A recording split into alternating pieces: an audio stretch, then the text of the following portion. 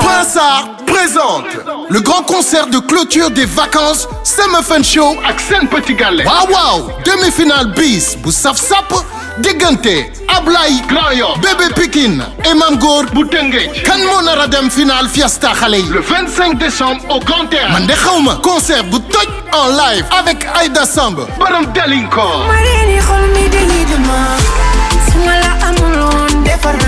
L'incontournable Bastion.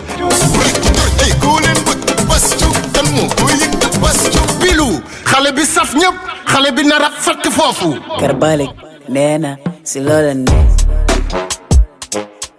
si loola ne. Fan lay xewee piscine olympique au point E le samedi 30 septembre à partir de 15h. ñëw leen ñu tëj vacances yi ak fun. Concert gratuit. Sponsor officiel dougalfille.com. Master Office Eau Pure Aquaterra. Like Real Mix Premium Energy Drink. SSP Restaurant L'Avenue en partenariat avec la ville de Dakar. Vacances zéro noyade.